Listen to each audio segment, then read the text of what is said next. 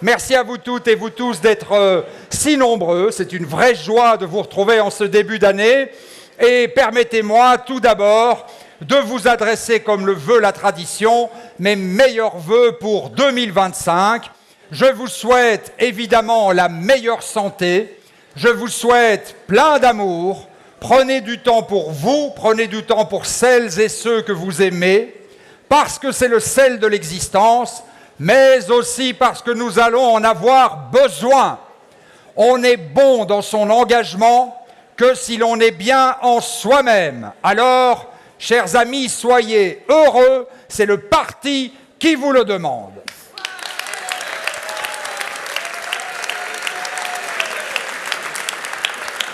J'aurais bien aimé ce soir, en début d'année, tracer devant vous quelques perspectives positives pour 2025.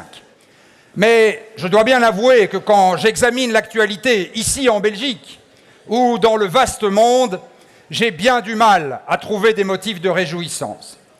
Vous le savez, il y a 6 mois, des gouvernements de droite se sont mis en place en Wallonie, ma chère Christy, en Fédération Wallonie-Bruxelles, et depuis lors, nous voyons chaque jour s'amonceler les mauvaises nouvelles.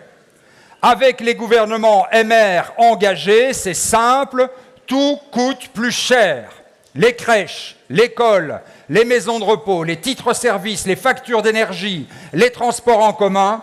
Au total, les familles wallonnes vont voir la facture augmenter de 2 000 € chaque année. Et dans le même temps, on se prépare à supprimer des centaines de postes dans l'enseignement qualifiant, on fragilise le statut et la pension des enseignants, on réduit le soutien aux associations et on nous dit qu'après tout, on pourrait se passer d'une politique publique de la culture. Ce qui s'annonce au fédéral ne sera pas plus positif.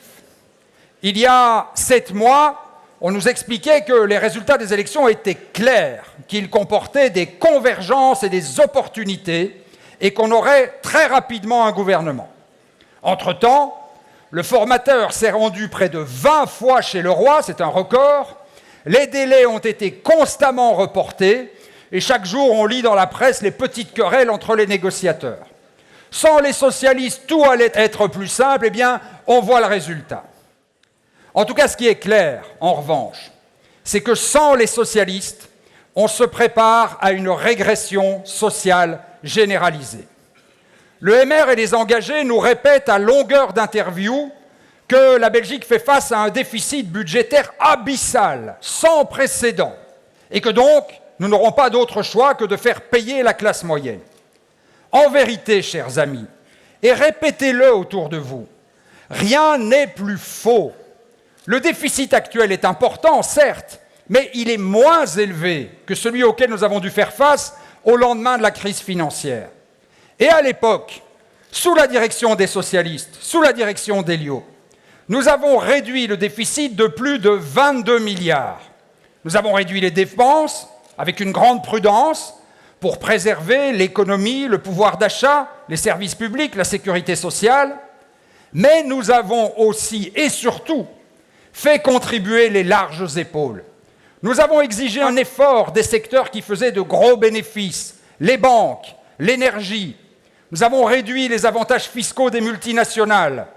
Nous avons fait contribuer les revenus du capital et nous avons mené une lutte acharnée contre la fraude fiscale. L'effort était très important en moins de 3 ans, mais il était juste. C'est tout l'inverse qui se prépare aujourd'hui. Le budget du futur gouvernement fédéral prévoit que la part des larges épaules, comme on les appelle, sera limitée au tiers du tiers. Le tiers du tiers, ça fait à peu près 10%. En d'autres termes, ça veut dire que 90% de l'effort va être porté par les classes moyennes. Les pensionnés seront les premières victimes. Les services publics, la santé, la protection sociale seront mis à la diète. Et alors même que les grandes entreprises se préparent à verser 6 milliards de dividendes, on nous dit qu'il n'y a pas de marge pour augmenter les salaires. En campagne, le MR et les engagés nous disaient qu'ils allaient récompenser le travail. En réalité, ils font tout l'inverse. Et tout cela, chers amis, se produit dans un contexte mondial plus sombre encore. Vous le savez, dans 4 jours, Donald Trump sera à la tête de la plus grande puissance mondiale. Et avant même d'avoir été investi, il a donné le signal de ce qui nous attend. Ce président, ouvertement xénophobe, homophobe, sexiste, climato-sceptique, s'entoure de milliardaires, et pas n'importe quel milliardaire. Ses alliés sont les géants de la tech, qui possèdent les technologies de l'information les plus puissantes et qui détiennent un monopole de fait sur tout ce qui contribue à former l'opinion. Avec l'intelligence artificielle, ils vont pouvoir produire des images et des sons qu'il est pratiquement impossible de distinguer du réel. Et à travers leurs réseaux sociaux, ils pourront diffuser leurs messages vers des milliards de citoyens à travers le monde. Aujourd'hui déjà, Elon Musk défend ouvertement les partis d'extrême droite. Et je ne sais pas si vous avez vu la procédure d'investiture de Donald Trump, mais il a invité tous les leaders les plus réactionnaires du monde. Milley, Bolsonaro, Orban, Meloni, Zemmour, ils seront tous là. Les seuls Belges invités sont les leaders du Vlaams Belang. Ce n'est plus une cérémonie d'ouverture, c'est le grand rassemblement mondial de l'extrême droite. Leur but est simple, détruire toute forme de régulation, attaquer tous les mécanismes de redistribution des richesses pour permettre à quelques oligarques de consolider leur monopole et de faire encore plus de profit qu'aujourd'hui. Et ce n'est malheureusement pas seulement un phénomène américain. L'extrême droite étend chaque jour son emprise sur le continent européen. Elle dirige aujourd'hui les gouvernements en Hongrie, en Italie, demain en Autriche. Elle participe aux majorités avec la droite aux Pays-Bas, en Finlande et même dans certaines régions espagnoles. Elle soutient les gouvernements conservateurs en Suède et même en France. C'est politiquement le fait le plus marquant de notre époque. Partout, la digue qui séparait la droite de l'extrême droite a cédé ou est en train de céder. Longtemps, nous avons pensé que nous, les Wallons et les Bruxellois, nous vivions dans une enclave protégée des vents mauvais, le petit village gaulois qui résistait à l'envahisseur. Mais ce temps est révolu. L'esprit de la droite radicale est en train de s'installer chez nous. Vous savez, je n'aime pas beaucoup parler des autres, et je m'efforce toujours de ne pas leur donner la publicité qu'ils recherchent. Mais aujourd'hui, la situation est trop grave pour que nous restions silencieux. Depuis des mois, des personnalités de premier plan du MR multiplient les provocations. Ils ont d'abord flirté avec les propos racistes, utilisant des expressions qui, il y a 3 ou 4 ans encore, auraient suscité une indignation générale. Ils ont relayé sur les réseaux des messages qui attaquent les personnes LGBT. Ils s'en prennent aux personnes qui n'ont pas d'emploi ou qui sont malades. Et ils attaquent tout qui ose dénoncer leur projet de société. Les journalistes, les syndicats, les mutualités, les acteurs culturels, les militants climatiques, le monde associatif, les défenseurs des droits humains, tout y passe. Et dans ce contexte, le fait que le MR et son président aient décidé d'accueillir dans leur rang des militants d'extrême droite est tout sauf un détail. Après la banalisation, c'est le temps de la normalisation. C'est la suite logique d'une stratégie de radicalisation à droite entamée depuis de longs mois. Nous l'avons dénoncée. Nous continuerons à la dénoncer parce que c'est une violation du cordon sanitaire et parce que le danger est réel. Des vents violents soufflent contre le vieil arbre de la démocratie. Il a des racines solides et profondes. Mais quand la droite radicale s'attaque à l'école, à la culture, à la société civile, aux médias indépendants, elle affaiblit ses racines. Tout démocrate, d'où qu'il vienne, devrait dénoncer ces dérives. Nous, en tout cas, nous le faisons et nous continuerons à le faire.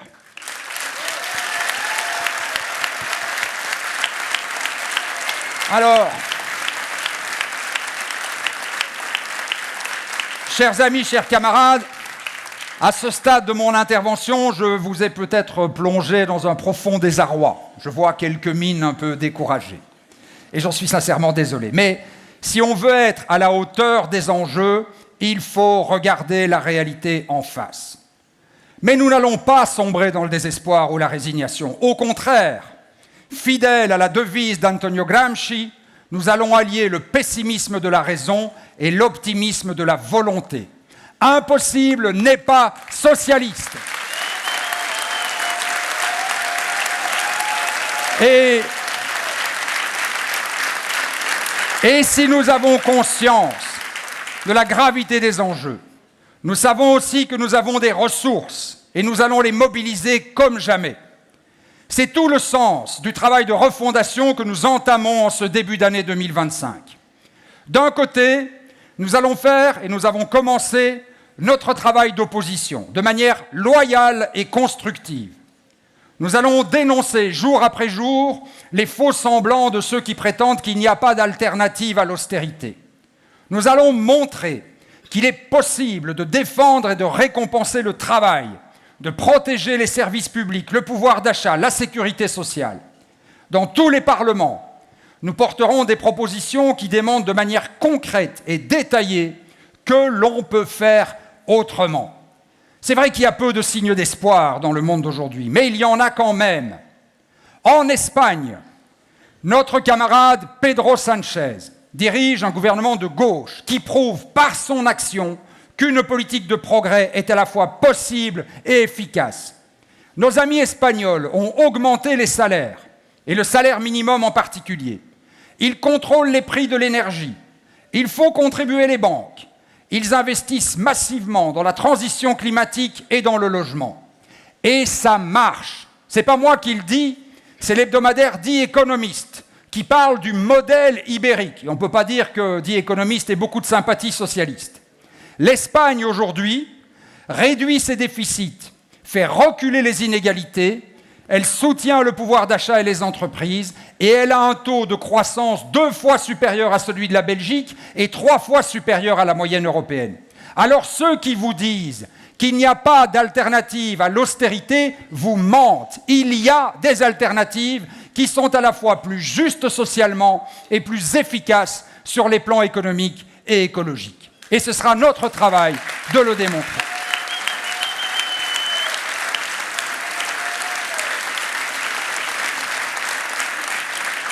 Nous allons aussi, au cours des prochains mois, travailler sur nous-mêmes.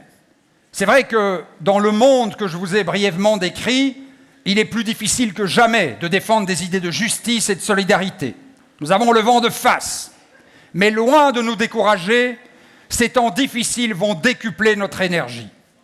Nous allons d'abord prendre le temps de nous interroger sur les raisons pour lesquelles tant de citoyens se laissent tenter par les sirènes de la droite radicale. Nous allons les écouter. Et je compte sur vous, militantes et militants, pour vous impliquer dans ce grand exercice de démocratie ouverte. Je veux vous entendre et je veux que vous nous aidiez à entendre ceux que l'on n'entend pas. Celles et ceux qui vivent seuls, qui n'osent pas, qui parfois tentent de dire leurs difficultés mais dont la voix est trop souvent étouffée. Ce sera la première étape de notre refondation. Elle commence demain et elle durera au moins jusqu'à l'automne prochain. Et ensuite, nous entrerons dans une grande phase de redéfinition de notre projet, en prenant là aussi le temps nécessaire. Que ceux qui parmi vous seraient inquiets, parce que parfois je reçois des messages, se rassurent. Il ne s'agit évidemment pas d'abandonner nos valeurs, bien au contraire. Je suis convaincu que dans les temps obscurs que nous traversons, nous avons plus besoin que jamais des socialistes. Et nous allons reprendre l'offensive. Je vous avoue que j'en ai assez. Oui, nous allons reprendre l'offensive. Parce que j'en ai assez de ces caricatures qui nous rendent responsables de tous les malheurs de la Terre, comme si nous n'avions jamais gouverné seuls, comme si le MR n'était pas au pouvoir depuis 25 ans sans discontinuer. Alors j'en ai assez de ces discours qui nous disent qu'il suffit d'écarter les socialistes pour que tout aille mieux. On voit bien ce que ça donne en Wallonie, on voit bien ce que ça donne au fédéral. Nous n'allons pas nous laisser traiter de la sorte. Et nous n'allons jamais nous excuser d'être de gauche et de porter avec fierté des valeurs de justice et de solidarité. Chers amis, il faudra réaffirmer nos valeurs parce qu'elles sont plus nécessaires que jamais. À la volonté de tout déréguler, nous opposerons la construction de nouvelles protections pour nos concitoyens. À ceux qui rêvent d'imposer partout l'intelligence artificielle, nous opposerons la force de la sensibilité et du travail humain. Au projet des milliardaires qui veulent se libérer de toute entrave, nous opposerons une vraie justice fiscale. Aux attaques systématiques contre les droits fondamentaux, nous répondrons en ouvrant une nouvelle ère des droits et des libertés. Et à ceux qui rêvent d'affaiblir les racines de la démocratie, pour donner libre cours à leurs fantasmes autoritaires, nous répondrons par un projet de démocratie enrichie, enracinée, plus participative et plus inclusive. La droite sème le désordre et la discorde. Nous lui opposerons la force de la règle et la puissance de la solidarité. Chers amis,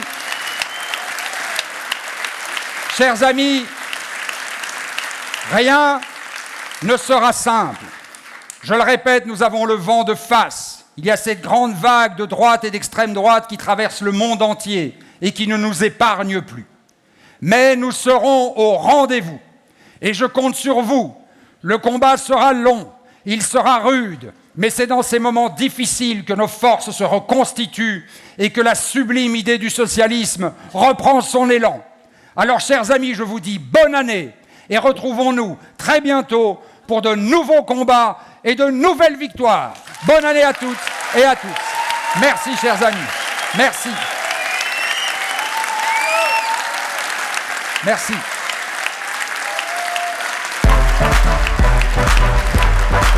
Merci.